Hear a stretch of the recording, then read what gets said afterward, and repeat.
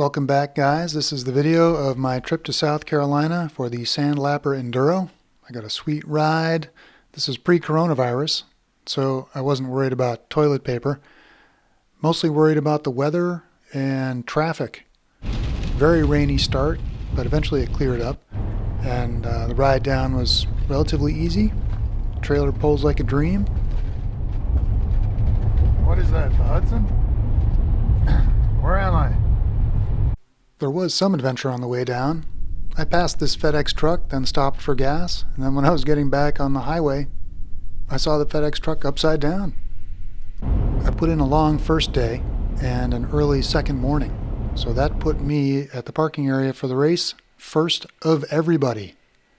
And that was the only time I would be first for the rest of the trip. The local dining options are humble, but delicious, and extremely inexpensive. I started to wonder if maybe I needed a bigger truck or maybe a bus. But I got over that. I didn't worry about it. Got the racer's prayer, studied that, and my route sheet for the big day. Early morning start on Sunday. 5 seconds.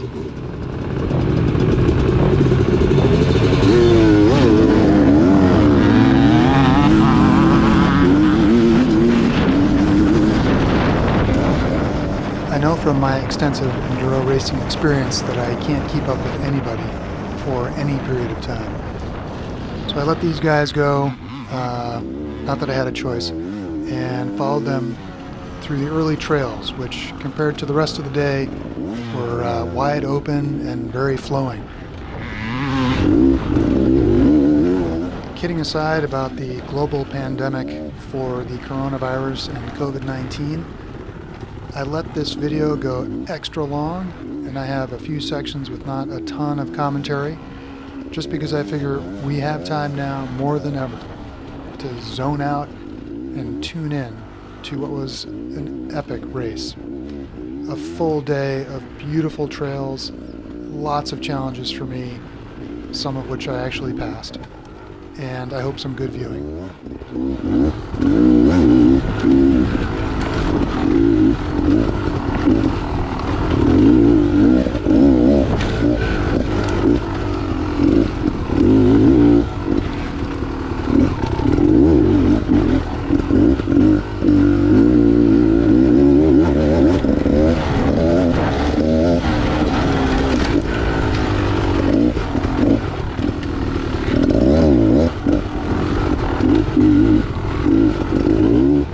This entire race is run all on private land, and these trails look really fresh. I'm sure that the organizers have been riding them for a couple of weeks to get the arrows up and make sure they go exactly where they want to. But this was about 60 miles of fantastic trail. Some of it goes through some very, very tight woods, like way tighter than New England tight woods, as you will see. But really, what a fantastic effort they put together, and the group down there could not be nicer.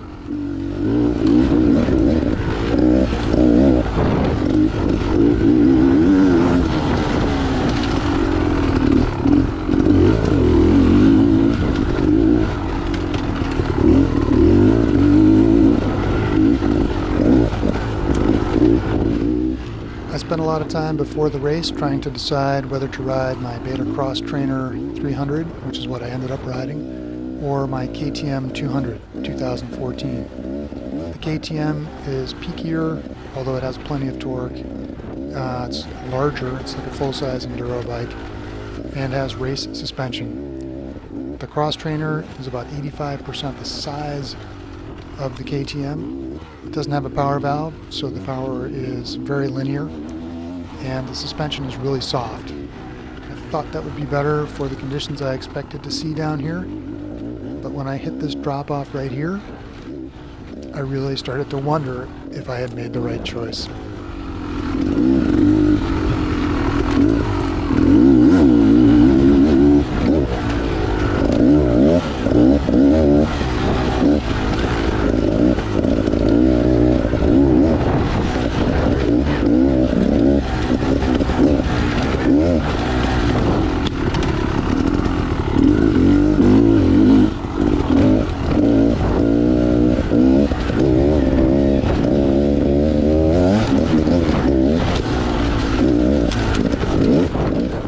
Those of you who have ridden with me will watch this and probably guess that I'm riding totally over my head at this point. This is not fast, but it is fast for me.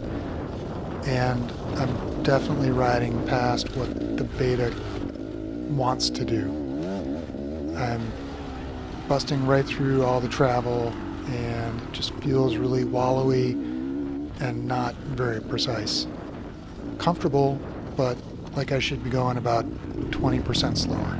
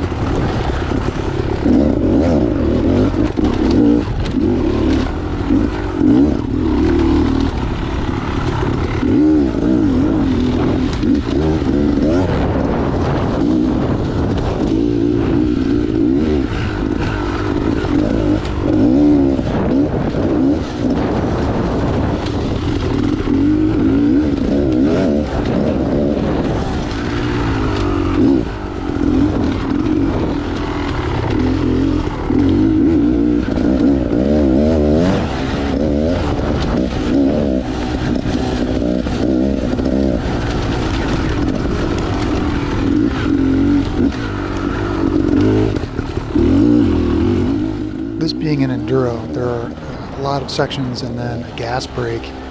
Since I'm riding the Beta Cross-Chainer, it has kind of a smaller tank, and I was wondering when the gas stop would be, just to make sure I wasn't going to run out of gas. I asked one of the race organizers where on the route sheet that gas stop was going to be as far as mileage, but I worded it as follows. Hey, I'm just looking at the sections. Can you tell me when lunch is? Because lunch is usually back at the pits, which is where the gas stop is. And the guy was like, when is lunch? And then he pointed to a thing on the route sheet that said lunch. And then I felt like an idiot. He went on to say, now I guess you're not a AA rider, because they don't usually want to know when's lunch. But you'd probably be back here about 11:30. It was pretty funny.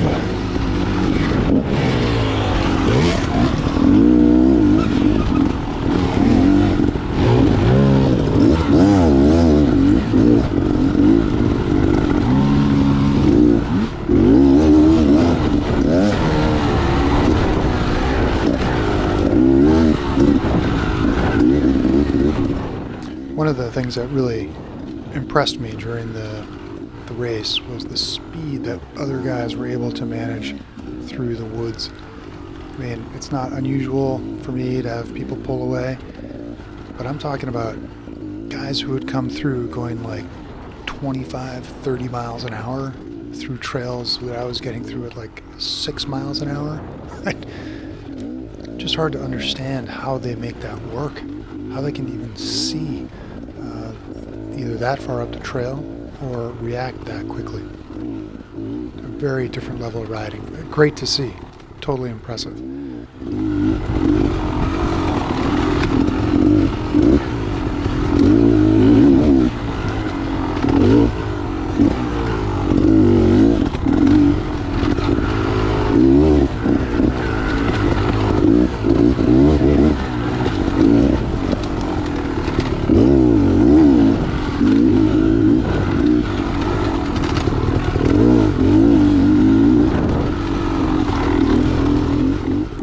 point you can see I've settled into what for me is a little bit more manageable pace, not quite as close to the edge of control, moving right along. But as it turns out, I'm actually getting kind of close to one of the critical events in the race. It was totally unanticipated and came as a great surprise to me. I'll let it be a little bit of a surprise to you, then tell you all about it after.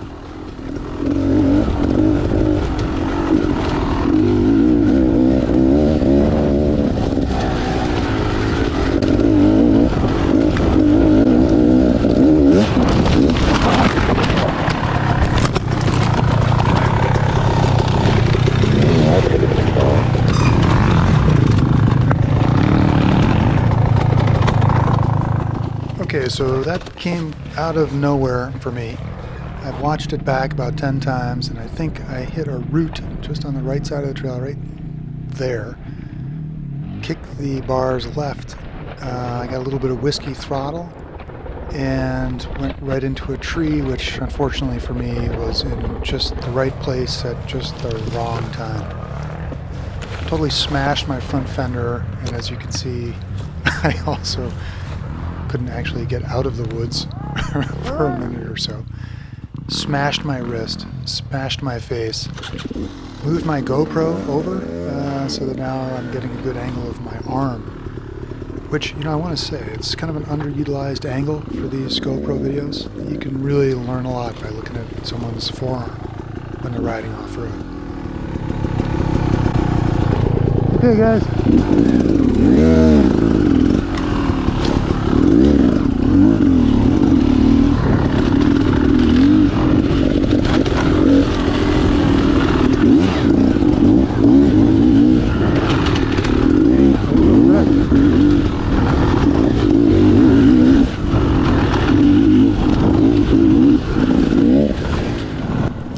Alright, so we'll cut out some of that ridiculous footage.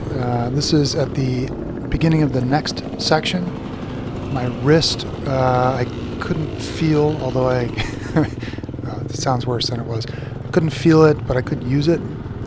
And at some point, I get into a conversation with this guy next to me, despite my efforts to just blend in and pretend nothing happened.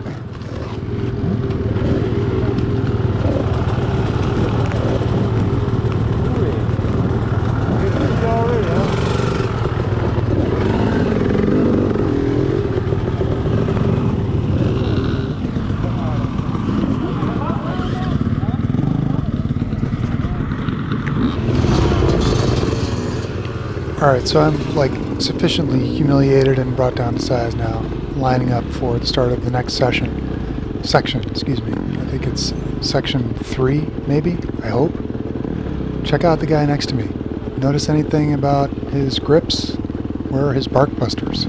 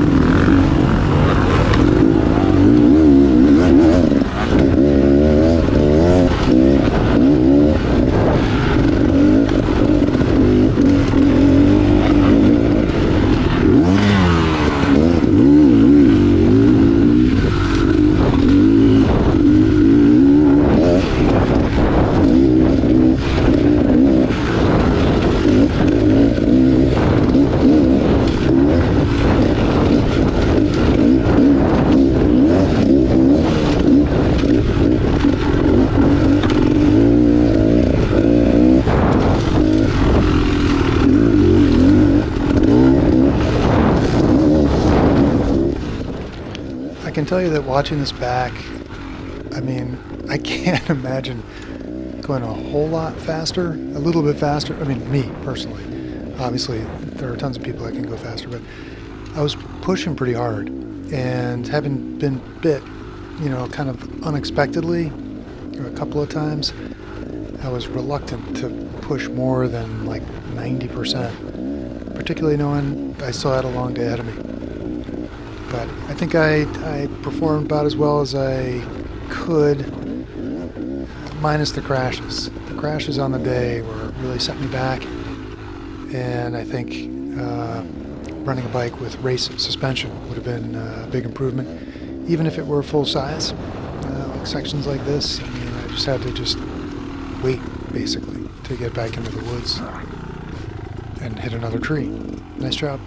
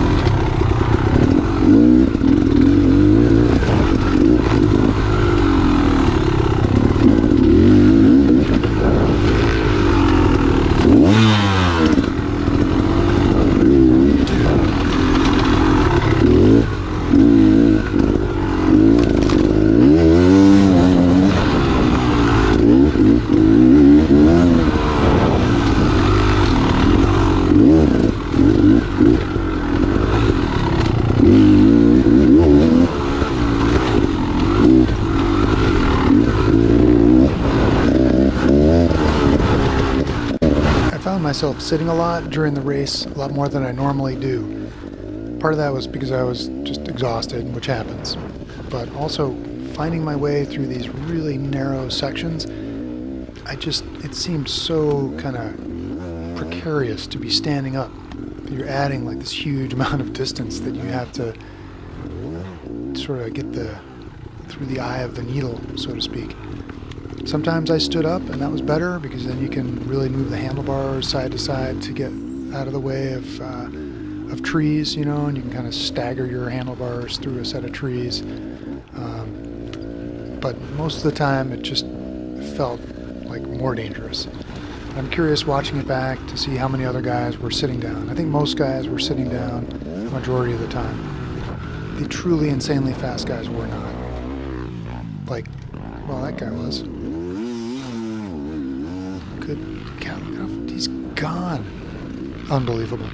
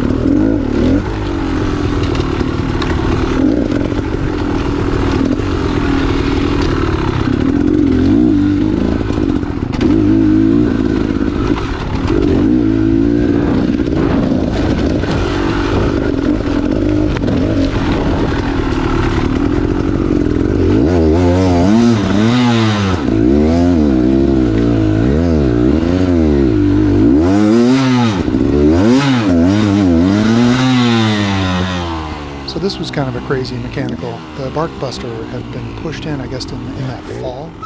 So it was gripping the twist grip too hard. The throttle wouldn't return. It would stick in place. This happened to Rich once, which is I think, only reason I figured this out. I probably should have taken out my tools and fixed it once and be done. Instead, of course, I didn't. I had to keep banging it every time I hit a tree, which was like all day long. Stuck throttle.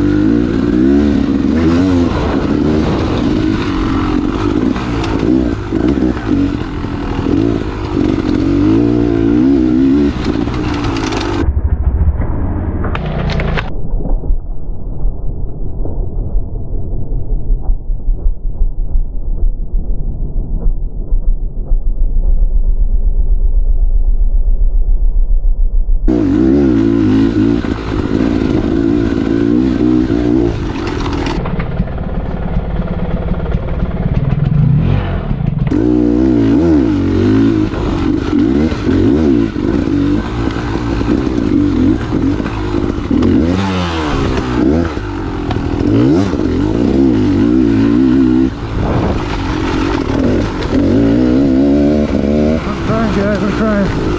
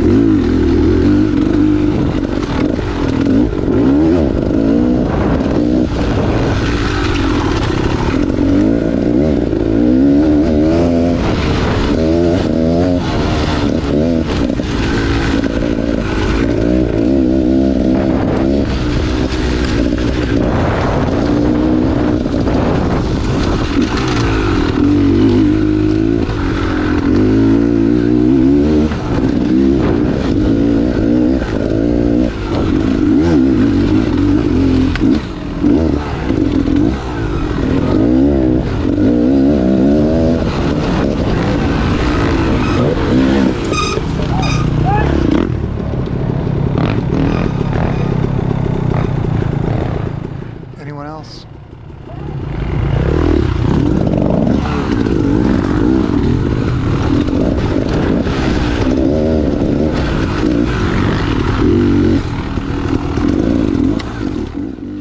You know, I like to think that those guys are really missing out, you know, because they go through here so fast.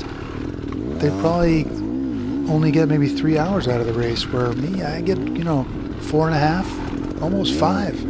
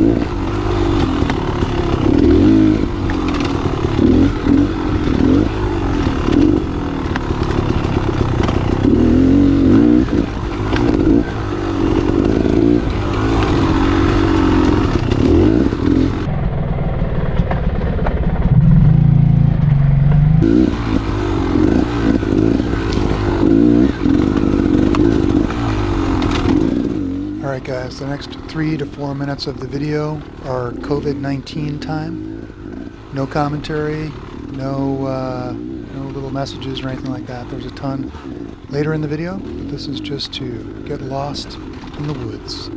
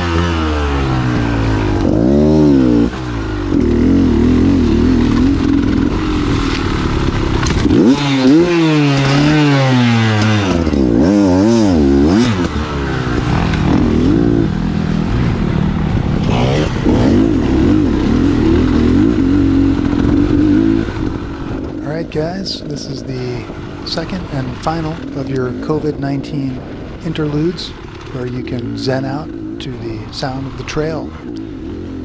Soon the coronavirus will be a distant memory, but we can always go back to the Sandlapper.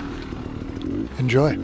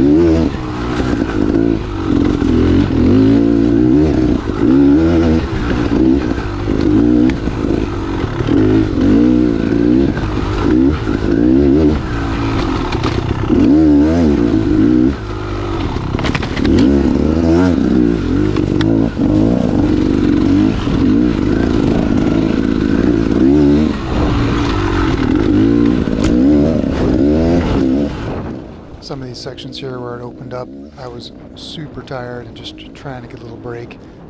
Also, the beta suspension was not awesome on the higher speed stuff.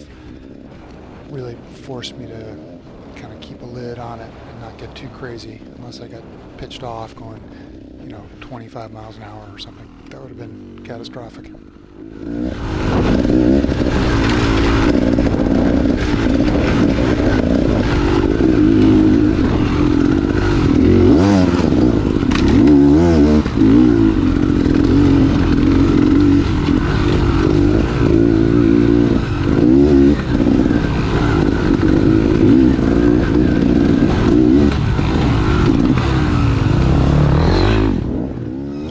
Coming up here is in fact the narrowest point on the course. I think this happened twice. 28 inches if I remember, and most bars are 30 or more. At least they put up a sign.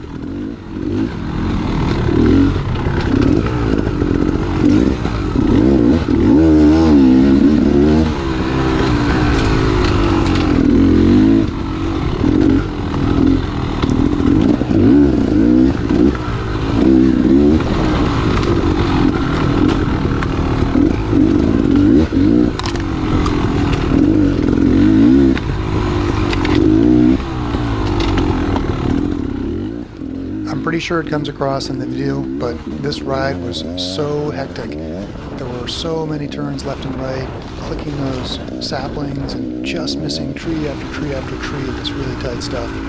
It was fantastic, totally absorbing, and for next year I need not just the aerobic capacity, but I think a lot of core and upper body work. That'll give me something to shoot for.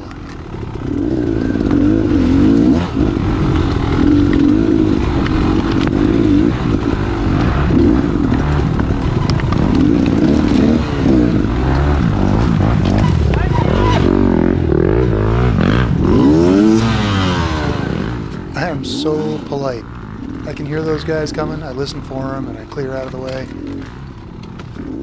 Entering Orangeburg County, check out this section here, just trying to rip the bars out of my hands. Boom, boom, left and right, tree after tree. There was even a little sign there that says squeeze, just to tell you how tight it was. This was grueling. Just pushing these trees out of the way with the bars, not what I'm used to. Really tough.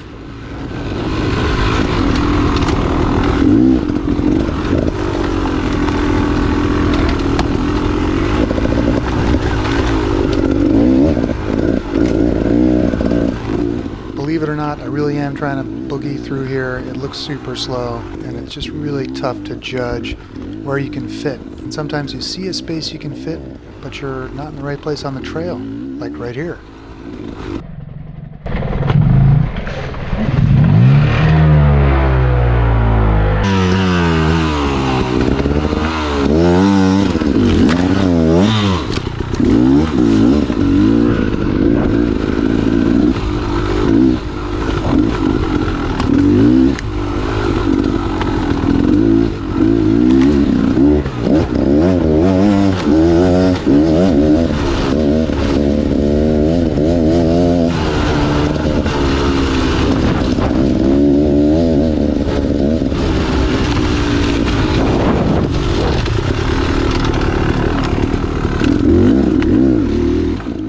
Up here, I experienced a complete, instantaneous, total front brake pressure failure. I don't know why it happened.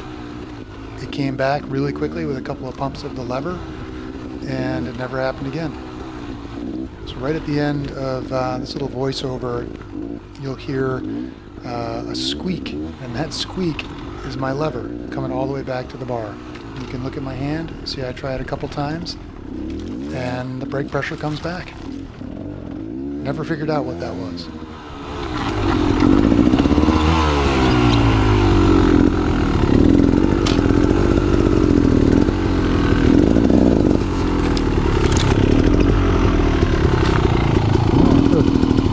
Oh, it's the front brake. Now it's fast. As soon as the front brake went out, the first thing I felt was not so much fear, but total disappointment that I was not going to be able to finish the race. I thought maybe I had clipped the front brake line or something. And it came back, and immediately I was so psyched. I'm like, I love being here. I'm so happy. I started to really pick up the pace. It was awesome. That was 5 seconds, and then this happened.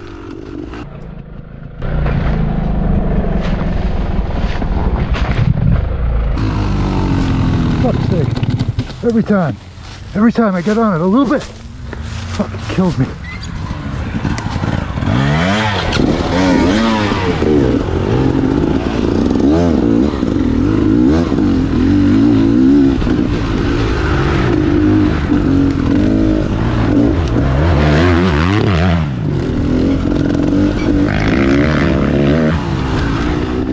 I mean, do you guys see how fast that guy is going?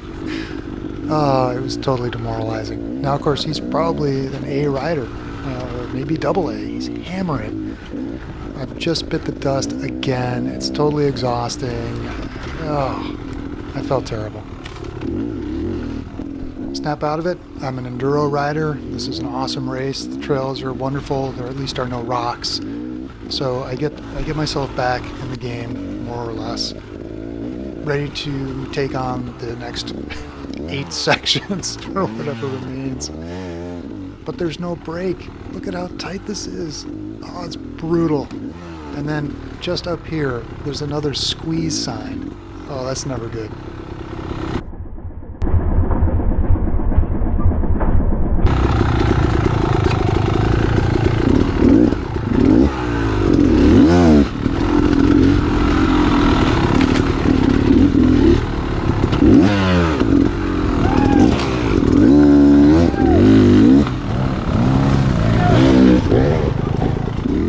you guys hear the rebel yell?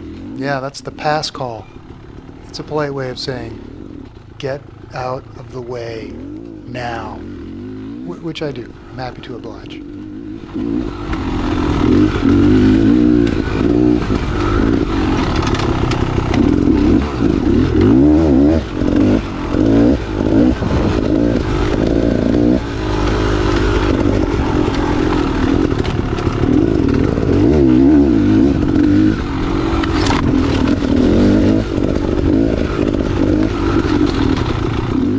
By now, I'm pretty comfortable clipping a bunch of trees and going a little bit faster than I want to be going. It's working for the most part, about 99% of the time, but not 100% of the time.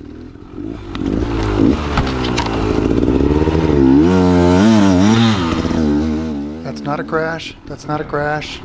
Handlebar did not touch the ground. That's a save, not a crash. I was just resting.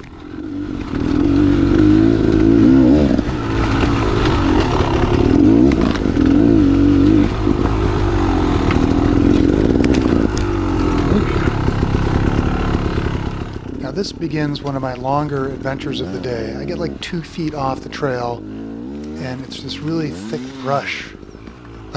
Is that brush? I think it's just trees. I get hung up out here, and like you can't back up. There's really nowhere to go. You can't go forward because all these trees are like 1.5 inches thick, and there are too many of them. Oh, and when you know you're on the clock, it's deadly. Where am I going? Now I'm trapped. I'm off the bike. This thing is like completely wrapped around my bike and my leg. I'm still not out. This other giant. This was bad. This was really bad. That guy probably started like 10 rows behind me. Look, they're just pouring through now. Why do I do that? It's not easy.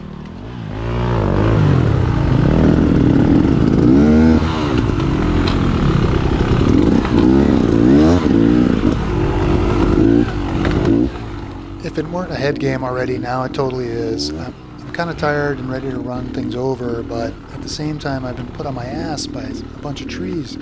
So I come to a section like this, and it's like, I gotta stop. Can I hit him? Can I go around him? What do I do? I just don't want to get dumped on my ass again, and I don't want to go slow. The endless battle.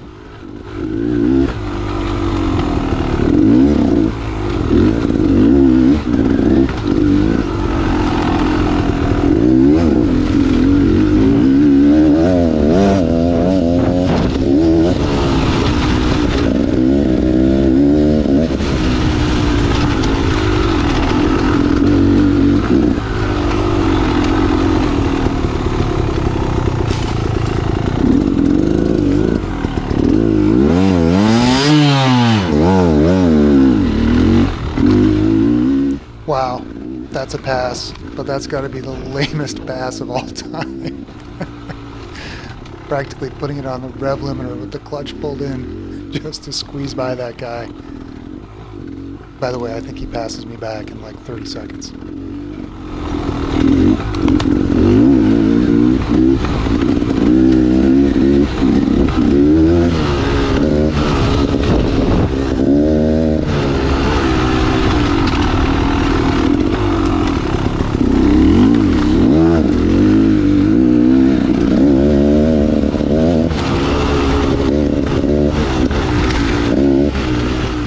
This was another section that was really fun and really had me wishing I were on the KTM 200.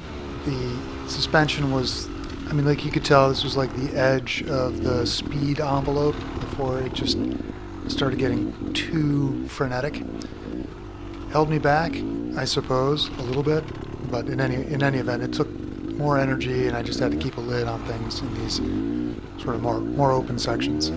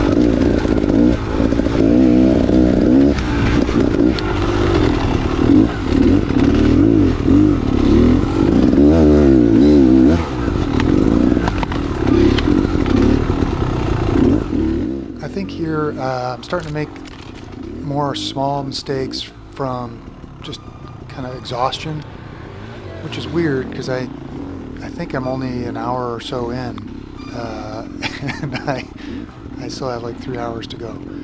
But it became increasingly difficult, maybe because of all the energy I wasted on the ground and all that kind of thing, or possibly lack of skill. Soldiering through, and I got a second wind after a while, which was good, because it was still a long ways to go.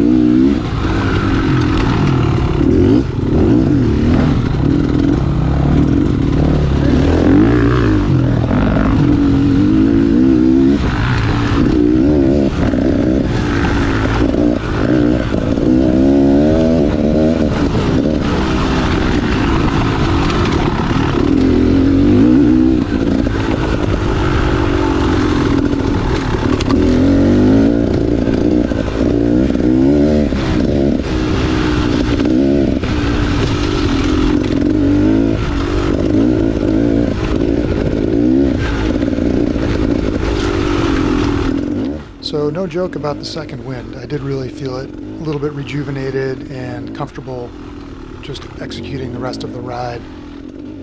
I mean, there was still a lot to go, and I would come to doubt myself again later, but at least at this point, I was just kind of moving right along at a steady pace. Figured the next check had to be coming up before too long, and hopefully a little bit of a break. But this section here was open and flowing. Keeps going like this for another 3 or 4 minutes, I would say. And this was some of the really relaxing part of the race.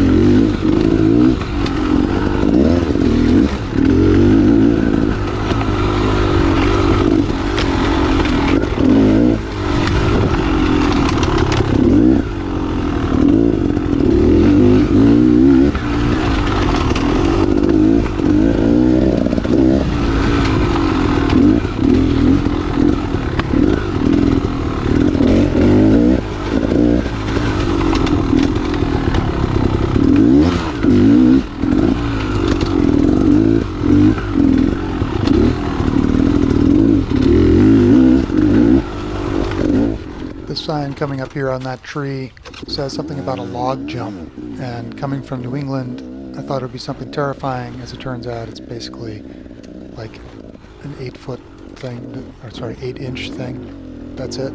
I was underwhelmed, but I can't say I was disappointed. I was not in the mood to cross a 25-inch tall log.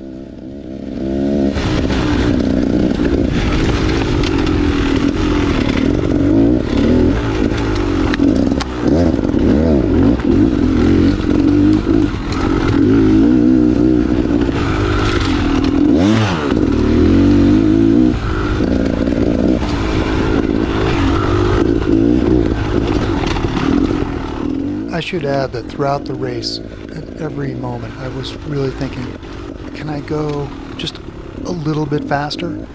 Because over the course of a long race, that makes a big difference. And so what you see here is kind of the best I figured I could get away with.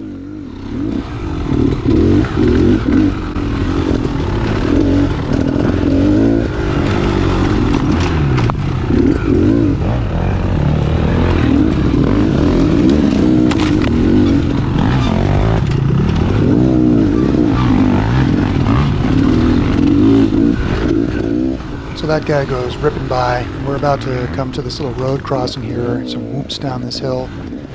Excellent example where the beta just blows through the travel and it gets a little kind of out of control, where the KTM would just be asking for more. big difference in the setup in that category for these two bikes. And you know, I picked the Beta to ride for the day because it's smaller, substantially smaller than the KTM. Just the overall dimensions and definitely the seat height made it really easy. I don't know, made it easier to get in and out of those super tight sections, or so I thought. Having gone through it, I don't think the KTM would have been that much harder because the bars are no narrower on the Beta. And I think I would have been happier with the suspension. Anyway, these guys go ripping by me and I try to keep up. That's always a mistake for me.